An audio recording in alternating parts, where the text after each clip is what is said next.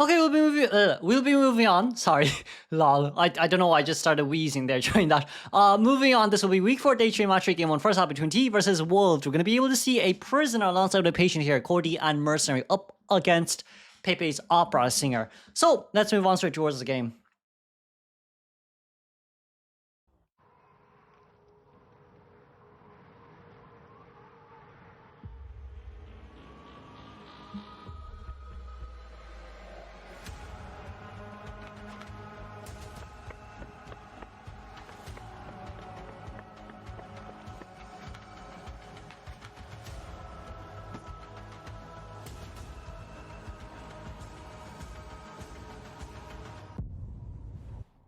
Okay, hello, Pepe.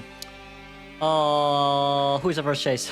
Sorry, my brain died. Who's our first chase? DK will be first chase here as the prisoner.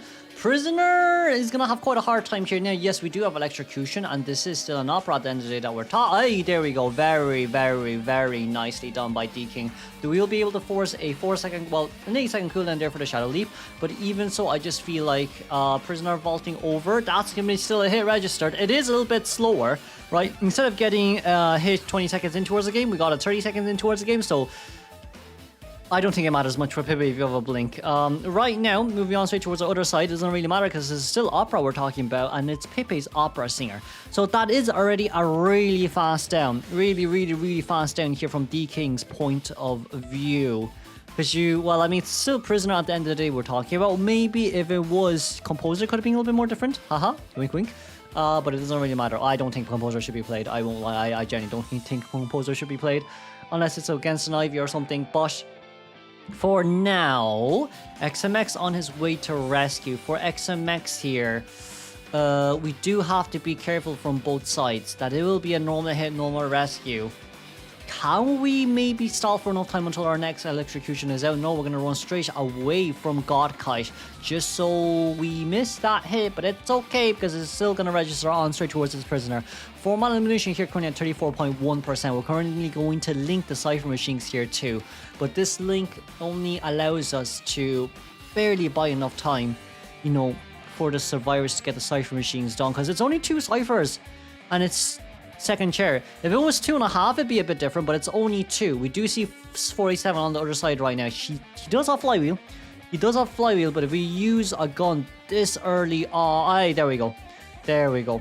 There we go. Use it just about on time. Use it actually just about on time there, so he should be able to do a no damage rescue here. But then, you know, once again, you're not going to be able to rotate far because it's still not person we're talking about at the end of the day. Like, you could potentially speaking play. We didn't even cancel the Shadow Leap.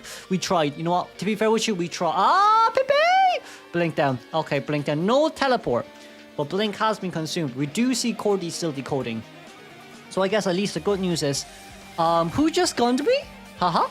Who just gunned me? We're definitely looking for Cordy here, yeah. Yeah, I wouldn't let Cordy go too if I was him. I wouldn't let Cordy go too if I was the opera singer here. So right now, 47 currently on the bridge, but I don't think the bridge will be able to stop a max presence opera singer here at all. I mean, it's quite contradictory because opera singer can Shadow Leap infinitely on bridges. So right now, that's going to be pallet there destroyed. It seems like 47 is trying to move straight up towards the staircase. I don't think it's going to matter too much. We're going to be able to take the hit and she's going to vault down. But during that slide down too, Cordy couldn't use her speed boost from what again? Oh, that hits! Wow. Okay, I thought it wouldn't hit because we were still in knee-jerk reflex mode, but I guess it's a little bit more different. Jelly, that's a hook straight towards the other side. We do have Shadow Dance here for Pepe, but Pepe knows himself. This is just back to square one. Initially, when imagine this was early game. That's where we are right now. That's gonna be a hit down. Belly, hey, beautiful body block.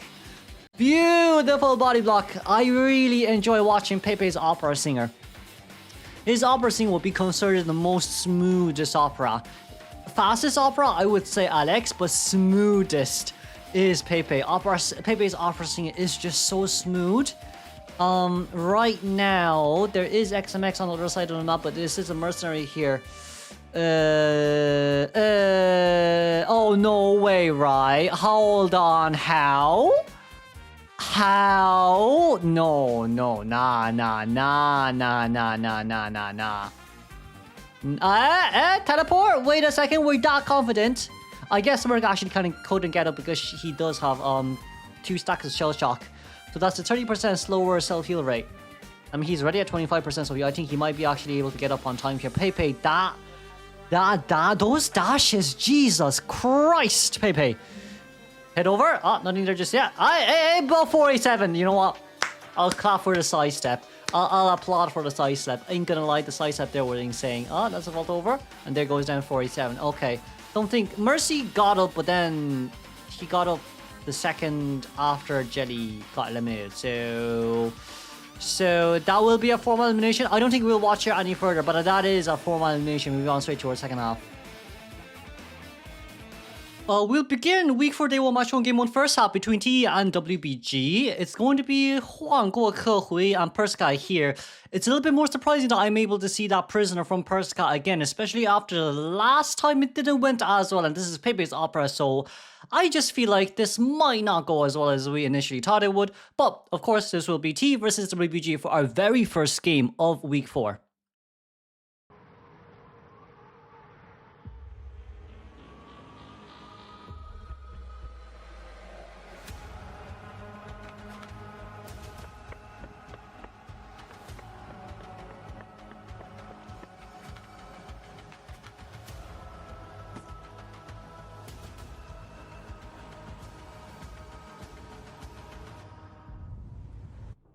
Moving forward, it will be Leo's, but once again, it's still just a prisoner at the end of the day we're talking about. We're going to be able to catch up relatively fast here, straight to Prizzy. But for Persica here as well, I guess you're up against Pepe's opera singer. It's more or less of a huge challenge here, especially from the survivor side. And I do think, right, we're going to be able to see how strong either 2 story is or whether you can actually counter the opera or not. But it seems like we won't be able to rotate any further here as we did get a hit right over the palace. And that's kind of what, I guess, pallet mind games at the end of the day, especially against Opera, is still pretty hard. The pallet will be broken there just so we can't loop around that area anymore. But it seems like for Persica right now, we do have Electrocution. That will be a brilliant pallet stun as we move on here towards the 45-second mark. Tie game is currently at 25%. But if Persica goes in within blink time, I would say you might be looking for a 3-man elimination, 4-man elimination game right now. We're trying to play a little bit more of a mind game here, but Persica had to decide not to place anything down. We're going to be able to vault over, but that is a terror shock, sadly. Initially, I genuinely thought that Persica would have been able to get over straight towards the other side of the palace, especially when she was already like halfway through that palace. But never mind, I guess. It's a little bit easier to terror shock on windows compared to pallets. As if we see here, there is no one nearby. Wildling is still decoding. You do see Juan's nearby as the Gardener, just so we can get Gardener's shield to pop open for no damage rescue or potentially body block. But Guardy here does have that elbow pad too. So right now that's gonna be no shield just yet. I don't think we're gonna have the elbow pad in. Yeah, we're gonna have the elbow pad in here. It's a tiny bit risky from both sides. If Gardener did not have the elbow pad there, it would have been so bad. But also at the same time, I feel like Gardener should not have moved there too. If Gardener didn't move there, the shield definitely would have come on and we would just be able to elbow pad in for an immediate no damage rescue. Yes, you might be consuming your elbow pad, but at least you're still full health. As for Prisoner, we would go down. We did connect the Cypher machine between the two Cyphers, the third and the fourth Cypher right now, and Wildling will be on his way. The best thing that we can do here from WBG Survivor is to open our 5th Cypher right now as Gardener slowly pops open that 4th one. But if we do want to decode the 3rd and 4th, I guess it's fine too. The only issue would be we would definitely chase after Gardener now, because if Gardener does not have borrowed time, it simply just means that she is no item Gardener being able to contain. And this is not Lakeside Village, so we'll not recall what happened to IVS, but right now that's a normal hit, normal rescue. Persica containing here is going to be really hard. If we can force Blink here, it's a whole different scenario. That's going to be Electrocution there used immediately. That's going to be pallet dropped and pallet broken. But we can't really get far. We really can't get far. It's a whole, nice ice set, but it's a whole different issue here up against an Opera. Flywheel was used, fair enough, but even if you do use Flywheel there and it does come true, you're not going to be able to get anywhere at all, because like unless you manage to put the Shadow Leap into cooldown. For now, 4 Cyphers are about to be done as we do get a heal here from both Wildling and Gardener. But it seems like for Goku here, we did manage to push open the Cypher machine there, thankfully. Juan will be spotted out here immediately, so that just simply means that we need the Puppeteer to actually come into our... Let's go and decode ASAP. Puppeteer is someone with... Oh, nice bubble. Puppeteer is someone without decoding debuff, so... The best place to decode would be as far away from the chair as possible. But two-story wouldn't be a bad place too. We're going to be able to Shadow Dance back here. But it isn't a Shadow Dance that allows Pepe to immediately close the distance between himself and Gardner. So right now, it's simply just about how long we can survive here. As Gardner goes down, Cosmic Witch, there we go. Puppeteer might be the one coming in for rescue. No. It will be Wilding instead. Okay, Wilding will be the one coming in. That's fine. Seems like they want Wilding. If we look at the bottom left, Wilding's going to go up straight towards the stairs here just to get to Nidus. And I think that's what we need the most right now. We do know where Puppeteer is decoding. We could potentially go out to look for Puppeteer. But even if you do, it's accelerated decoding with 45% decoding progress here. Even if you do go out, by the time you meet him, he'll have 60 and you have the Shadow Dance back, which is a whole nother issue too. We might be looking for... Preferably speaking, we would go for Max Chair Rescue for two reasons. Reason number one being the fact that we want to go into rescue and then get on board immediately so we don't get targeted, which means at least Gardner is going to be able to rotate and take knee-jerk reflex, not knee-jerk reflex, borrow time speed boost. But with Hui taking the board here, I do understand the sentiment, but also at the same time, it's not worth it if you're not going in for the half-health rescue. So for Goku here, we're just going to have to wait for as long as we can. We're going to pop open the Cypher machine first. That's fine. That's fine. But we do not have any more Lewises left to use. So in our case, we're going to move on straight towards the other side of the map. We do see where both sides is. I mean, Juan looks kind of weird. The white shadow looks kind of weird, but we won't talk about it. UI interface issues, we just won't talk about it. As Pepe here, we'll be moving on straight towards... Well, we're going to try check for both gates. We do still teleport, so that's okay for now. But Puppeteer has to be one that needs to be very careful, as we do see where Juan is right now. Juan can't stand still. Juan can stand still. We did not get Bubble out on time. But at least the exit gate near Goku is just about to be open, but we teleport over there instead. That's okay for now. It just depends on how fast we can get this one down.